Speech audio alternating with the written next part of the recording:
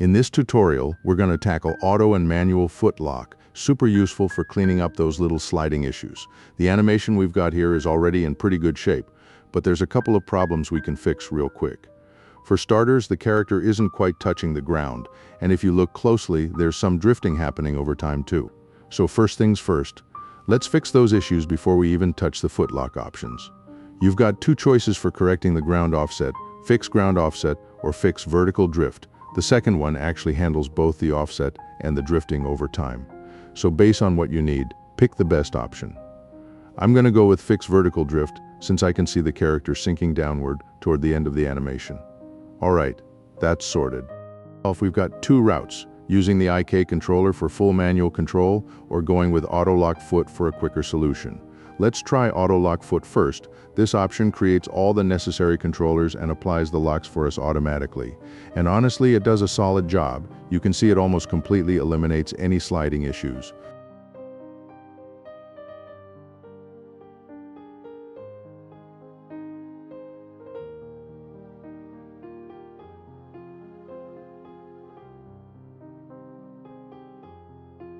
If you're happy with the result, just bake it so it's permanent and ready for retargeting. Then you can remove the IK manually or hit remove IK if you don't need them anymore, or if you want to start fresh for more tweaks. Second option is the manual route using IK controllers. Start by creating an IK controller, then jump to the frame where you want to lock that foot.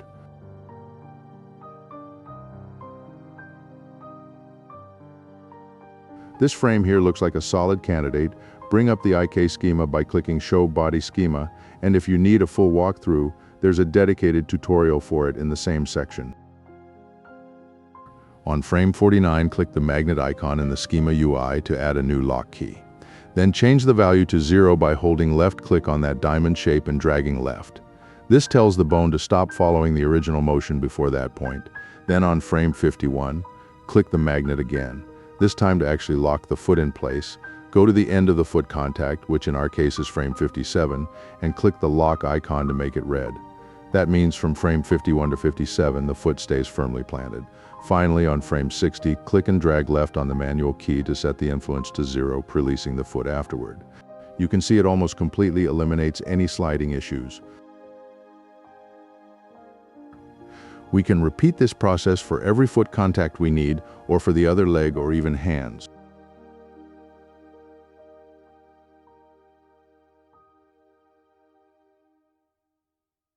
So on frame 61 or 62, add another lock key and change its value to 0.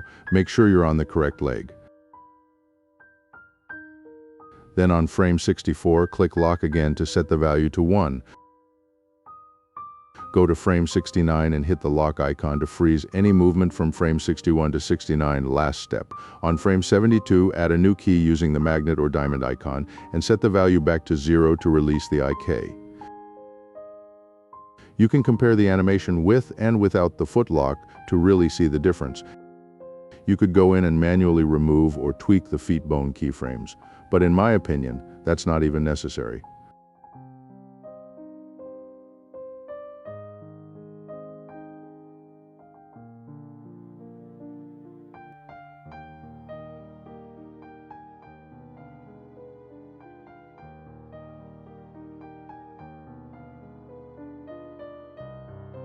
I'll run through the same process one more time, just to show you how quick it is. Took less than 5 seconds.